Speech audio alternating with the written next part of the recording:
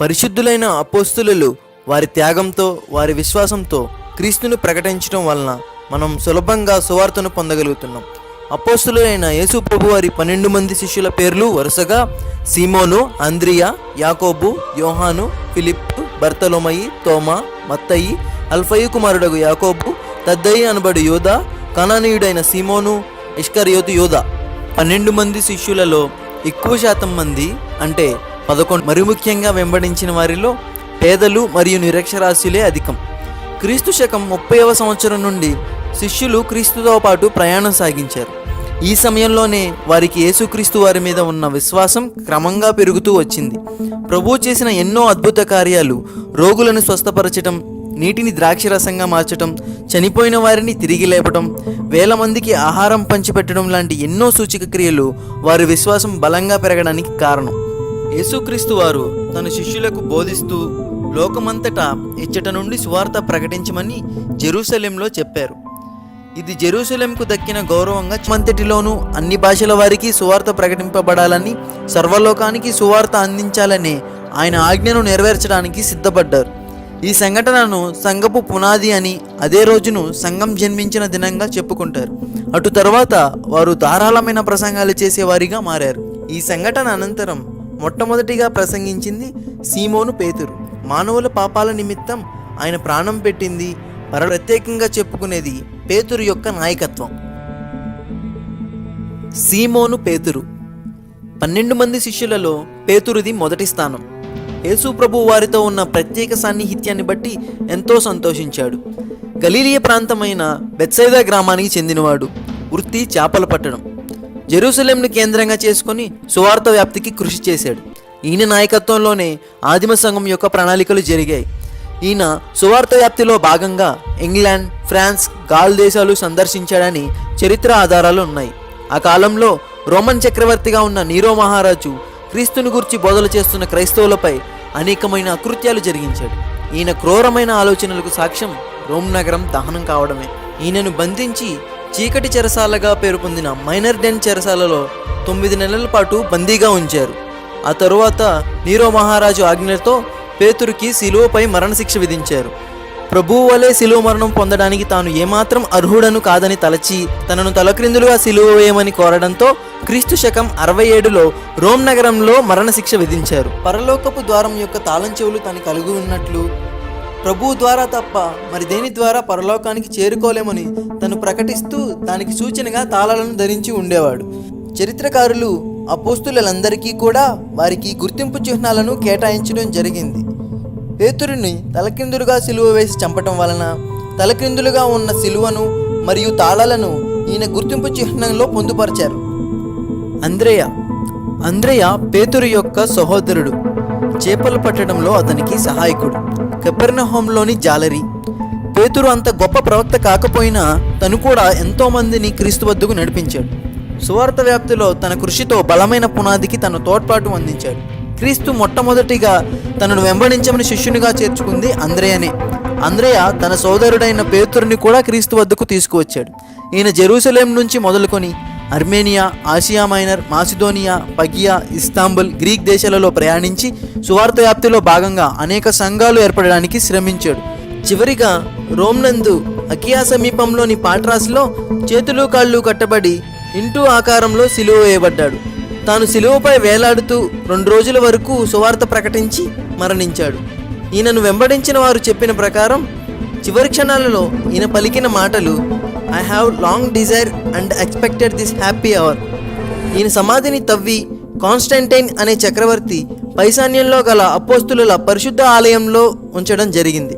ఈయనను స్కాట్లాండ్ దేశం వారు వారి దేశపు పరిశుద్ధ తండ్రిగా అభివర్ణిస్తారు. అందుకు ప్రతిగా వారి దేశపు జెండాపై ఈయన మరణానికి చిహ్నంగా ఉన్న ఇంటూ ఆకారపు శిలువను ఉంచడం జరుగుతుంది. ఉమ్మడి బ్రిటన్ యొక్క జెండాపై ఉన్న 3 క్రాస్లను ఐర్లాండ్, ఇంగ్లాండ్, స్కాట్లాండ్లుగా విడిపోయిన తరువాత స్కాట్లాండ్ దేశం వారు వారి జెండాపై సెయింట్ ఆండ్రూ క్రాస్ను ఉంచడం జరిగింది. ఉమ్మడి బ్రిటన్ యొక్క జెండాపై ఉన్న 3 క్రాస్లను విభజిస్తూ ఉన్న తెల్లని బోర్డర్ ఈ 3 దేశాలు ఎప్పటికీ కలవు అనే అర్థాన్ని సూచిస్తుంది. ఈయనది చేపలు పట్టే వృత్తి కనుక చేపలను మరియు ఇంటూ ఆకారంలో ఉన్న సిలువలో ఈయన మరణించారు కనుక సూచనగా ఈ రెంటిని కలిపి తన గుర్తింపు చిహ్నంలో పెట్టడం జరిగింది. యాకోబు గలిలీలోని బెత్సైదా గ్రామానికి చెందినవాడు. యేసుక్రీస్తు వారి 12 మంది శిష్యులలో యాకోబు పేరు గలవారు 2 ఉన్నారు. వారిలో ఈయన జబదయి కుమారుడు. జబదయి క్రీస్తుకు సమీప బంధువు. చిన్నతనం నుండి ఆయనను ఎరిగిన వారిగా చెప్పుకుంటారు.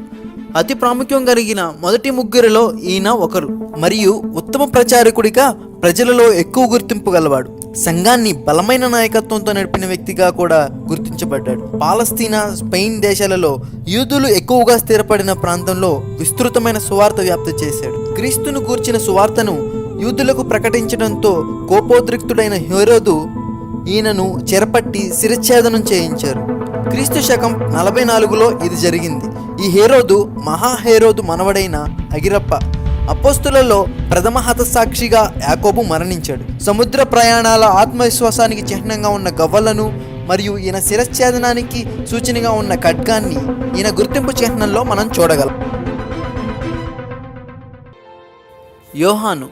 యోహాను జబదయి కుమారుడు. తన సోదరుడైన యాకోబుతో కలిసి చేపల వృత్తిలో ఉండేవాడు. పేతురు మరియు అంద్రేయ వీరి వ్యాపార భాగస్వాములు. యోహాను 12 మంది శిష్యులలో చిన్నవాడు. ఇతను పెంతెకోస్తు దినం నాడు పేతురుకి కుడిభుజంగా వ్యవహరించాడని చెప్తారు. పెర్గియా, ఫిలదెల్ఫియా, స్పార్దిస్, స్ముర్నా, తాంతియా, పెర్గేములలో ఈయన సువార్త సేవ విస్తృతంగా చేశారు. ఎఫెసులోని తాంతియన్ చక్రవర్తి కాలంలో యోహానును బంధించి రోమ్కు తీసుకువెళ్లారు. అక్కడ కాగుచున్న నూనెలో విసరబడ్డాడు. అయినను ఎటువంటి హాని జరగకపోవడంతో చక్రవర్తి ఈయనను పట్మాస్ ద్వీపంకు బహిష్కరించారు. అది టర్కీ దేశపు తీరంలో ఉంది. ఏ సంచారం లేని ఆ ద్వీపంలో ఒంటరిగా బాధలు పడి శ్రమపడి చనిపోవాలనే ఉద్దేశంతో ఇది జరిగించారు. ఈయన అక్కడ ఉండగానే ప్రకటన గ్రంథం రాయబడిన ఆ గుహని అపోకలిప్స్ గుహ అని అంటారు. యోహాను మరలా విడుదల చేయబడి మోడర్న్ టర్కీ ప్రాంతానికి మొదటి బిషప్గా వ్యవహరించాడు. ఈయన తన వృద్ధాప్యంలో 101 సంవత్సరాల వయస్సులో మరణించాడు.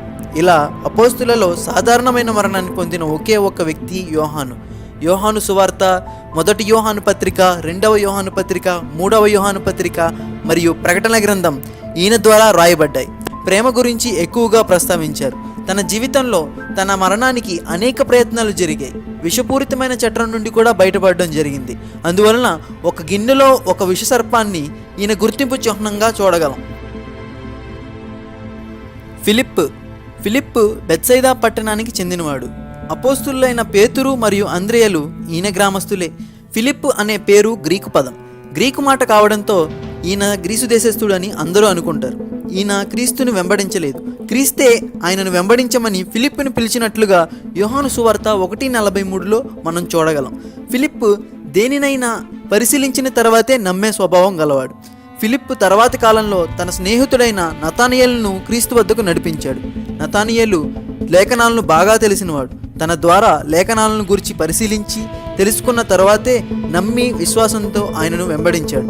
యోహాను సువార్త 6వ అధ్యాయంలో వేల మంది ప్రజలు క్రీస్తు కొరకు చేరుకున్న సమయంలో వీరికి ఎక్కడ నుండి రొట్టెలు కొని తెప్పించగలమని ఫిలిప్పు అడిగాడు. సైత్సోకు వెళ్ళి 20 సంవత్సరాలు సేవ చేశాడు. ఇది రష్యన్ సామ్రాజ్యం యొక్క దక్షిణ భాగం. తరువాత ఫ్రాన్స్, ఆసియా మైనర్కు వెళ్ళి సేవ చేశాడు.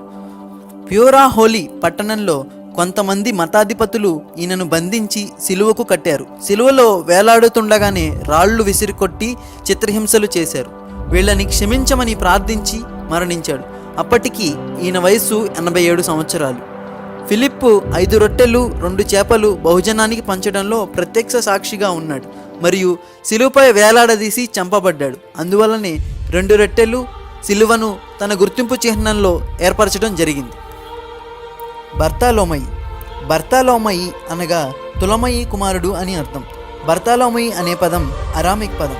గలిలయలోని కానాను ప్రాంతంలో తులమయి కుమారుడు అని పిలువబడుతున్నాడు. ఈ ప్రాంతం నజరేతుకి 5 మైళ్ళ దూరంలో ఉంది. బర్తలోమయి అని పిలువబడుతున్న నతానియేలు ధర్మశాస్త్రమును చక్కగా చదివినవాడు. యోహాను సువార్త 1:47లో యేసుక్రీస్తు వారు నతానియేలు గురించి చక్కగా చెప్తున్నారు. ఇదిగో ఇతడు నిజంగా ఇశ్రాయేలీయుడు, ఇతని యందు ఏ కపటమూ లేదు. నతానియేలు ఉత్తర ఇండియా పడమర వరకు వచ్చి సువార్త వ్యాప్తి చేశారు. Ethiopia, Armenia, India, Mesopotamia, పగియా, tricky మొదలైన ప్రాంతాలలో సువార్త సేవ జరిగించాడు. తరువాత ఆఫ్రికా ఉత్తర భాగంలో సేవ చేయడానికి వెళ్ళాడు. స్నేహితుడైన ఫిలిప్తో కలిసి హీరాపోలీలో సేవ చేశాడు. క్రీస్తు శకం 60లో అర్మానియా దేశంలో తన సేవను ప్రారంభించాడు. అప్పటికే తద్దయి అక్కడ సంఘాన్ని ఏర్పాటు చేసి ఉన్నాడు. అక్కడి రాజు పూజించే విగ్రహాల్లోని దెయ్యాలను వెళ్ళగొట్టి రాజును అక్కడున్న మరికొందరును బాప్తిస్మం పొందడానికి కారణమయ్యాడు. శాస్త్రులు రాజు యొక్క సహోదరుని సహాయంతో బర్తలోమేయుని బంధించి బ్రతికి ఉండగానే చర్మాన్ని వలిచి ఘోరమైన హింసతో కూడిన మరణాన్ని పొందేలా చేశారు. బర్తలోమయిగా పిలువబడుతున్న నతానియేలు యొక్క సమాధి అర్మానియాలో ఉంది. ప్రస్తుతం ఈయన ఎముకలు టైప్రస్ నది ఒడ్డున ఉన్న సెయింట్ బర్తలోమయి ఆలయం నందు ఉన్నాయి. లేఖనాలను ఎరిగిన బర్తలోమయి స్వేచ్ఛగా సువార్తను ప్రకటించాడు. చర్మం వలచబడి చంపబడ్డాడు. కనుక ఈయన గుర్తింపు చిహ్నంలో లేఖన గ్రంథం మరియు కత్తిని మనం చూడగలం. తోమా దిదుమా అని పిలువబడుతున్నాడు. తోమా ఒక పేద జాలరి.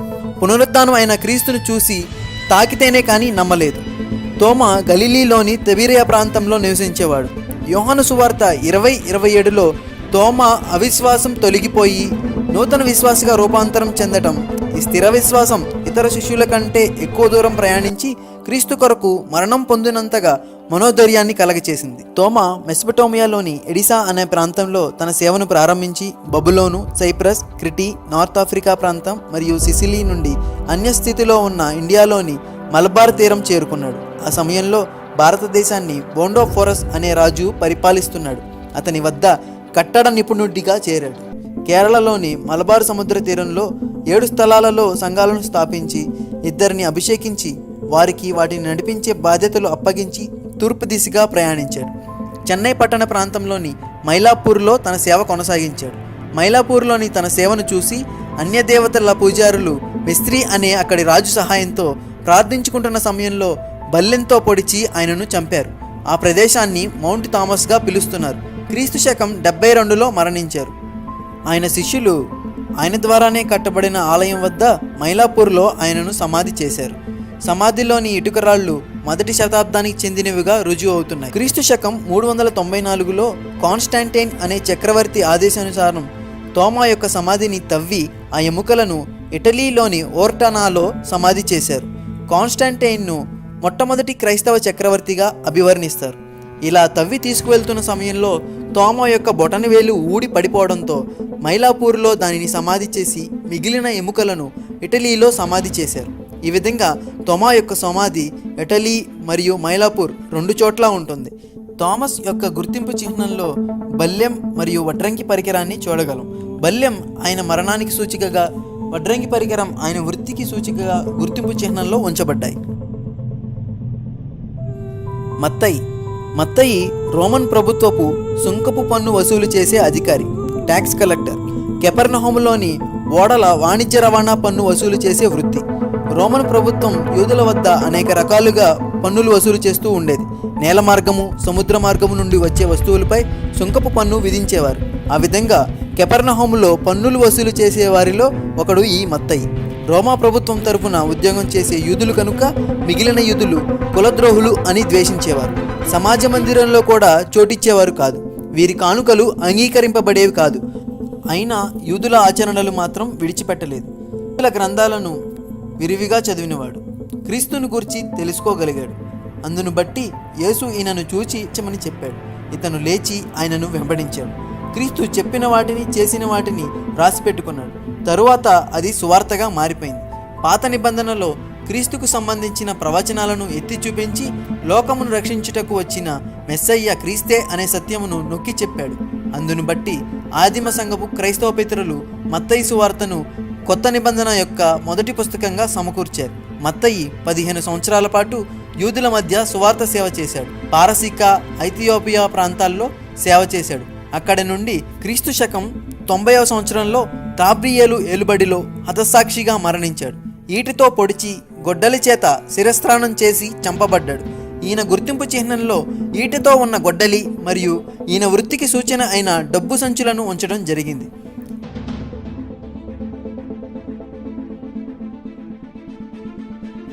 యాకోబు. అపోస్తులలో యాకోబు అని పేరు గలవారు 2 ఉన్నారు. ఈయన అల్ఫయి కుమారుడైన యాకోబు. యోహాను సోదరుని కంటే వయస్సులోనూ ఎత్తులోనూ చిన్నవాడు కావటం వలన జేమ్స్ ద లెస్సర్గా గుర్తింపు పడ్డాడు. ఈయన పేరు మాత్రమే బైబిల్లో రాయబడింది, అల్ఫయి కుమారుడైన యాకోబు అని. యాకోబు కపెర్నహూము వాస్తవ్యుడు. తండ్రి క్లియోఫస్ అనే అల్ఫయి, అందువలనే అల్ఫయి కుమారుడైన యాకోబు అని పిలువబడుతున్నాడు. సుంకము వసూలు చేస్తుండగా క్రీస్తు చేత పిలువబడిన లేవి ఇతని సహోదరుడే. లూకాసు వార్త 10:23 వచనంలో యేసుక్రీస్తు వారు చెప్తున్న ప్రకారం బయట ప్రపంచానికి పెద్దగా తెలియపోయినప్పటికీ ఈయన చేసిన సేవ వలన యాకోబు ధన్యుడే. ఈయన యెరూషలేము సంఘం అధ్యక్షుడిగా ఉన్నాడు. యాకోబు పత్రిక రాసింది ఈయనే. సిరియా ప్రాంతంలో ఈయన చేసిన సేవకు సాక్ష్యాలు కూడా ఉన్నాయి. సిరియా సంఘం యొక్క మొట్టమొదటి పై విచారణ చేసే అధ్యక్షుడిగా ఉన్నట్లు అజీజ్ అజరియా అనే చరిత్రకారుడు చెప్తున్నాడు. ఈయనను చంపాలనే ఉద్దేశంతో యెరూషలేం యొక్క 100 అడుగుల దక్షిణ ప్రాకారంపై నుండి పడవేశారు. అయినను ఈయన మరణించకపోవడంతో ఫిల్లర్ అనే ఆయుధం, ముళ్లతో కూడిన దండంతో ఆయనను తలపై కొట్టి రాళ్లు రువ్వి చంపారు. అటు తరువాత ఈయన శరీరాన్ని ముక్కలుగా చేశారు. దీనికి సూచికగా ఈయన గుర్తింపు చిహ్నంలో ముక్కలుగా చేయడానికి ఉపయోగించే రంపాన్ని మనం చూడగలం.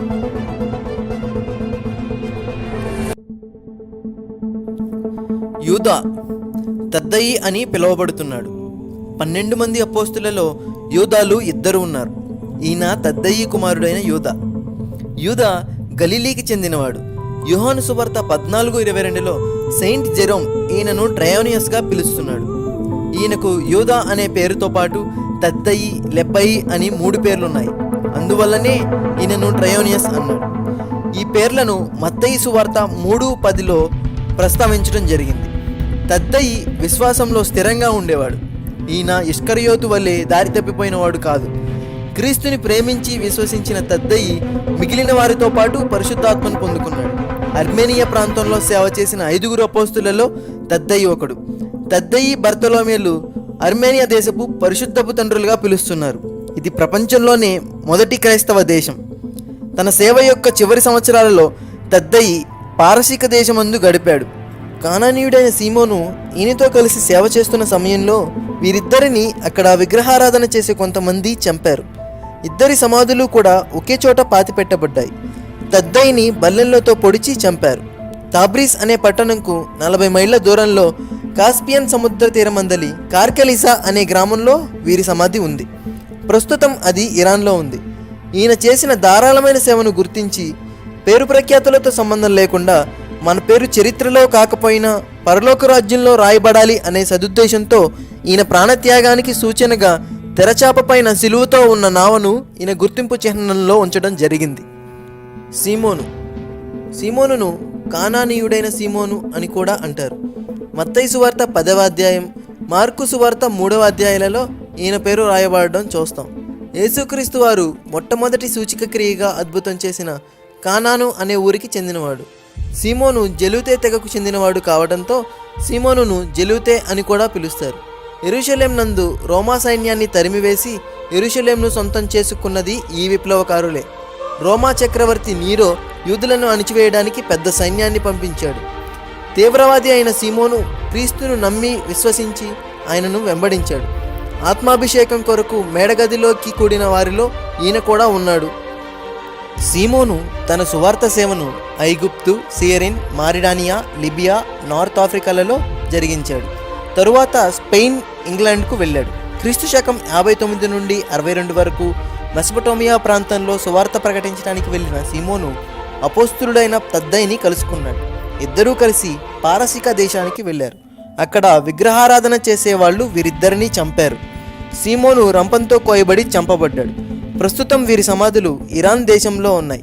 వీరి ఎముకలు రోమా పట్టణమందున్న సెయింట్ పీటర్ చర్చ్, అలాగే స్పెయిన్ దేశంలో ఉన్నటువంటి టొలూజా పట్టణపు సెయింట్ సాటర్నియస్ చర్చిలో కూడా ఉన్నాయి.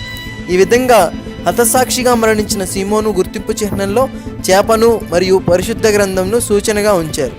చేపలు పట్టే సాధారణ జాలరిని మనుషులను పట్టే జాలరిగా ప్రభువు మార్చారు అని దీని అర్థం. యూదా ఇస్కరియోతు ఒక అన్యునిగా ఉండి పాపం చేసిన వాడి కంటే కూడా దేవునితో నడిచి చేసిన పాపాన్ని బట్టి మరి ఎక్కువగా శాపగ్రస్తులం అవుతామని చూపటానికి ఇస్కరియోతు యూదా ఒక చక్కని ఉదాహరణ.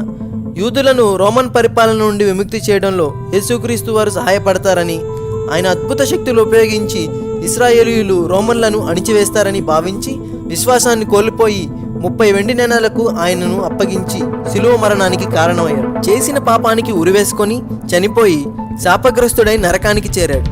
ఇతను చనిపోయిన ఈ ప్రాంతం ఇప్పటికీ శాపగ్రస్తమైన స్థలంగా ఉంది. మిగిలిన అపోస్తులందరూ కలిసి ఇతని స్థానంలో 12వ శిష్యునిగా మత్తయ్యను ఎన్నుకున్నారు. ఇతను కూడా ముందు నుండే క్రీస్తుని వెంబడించినవాడు.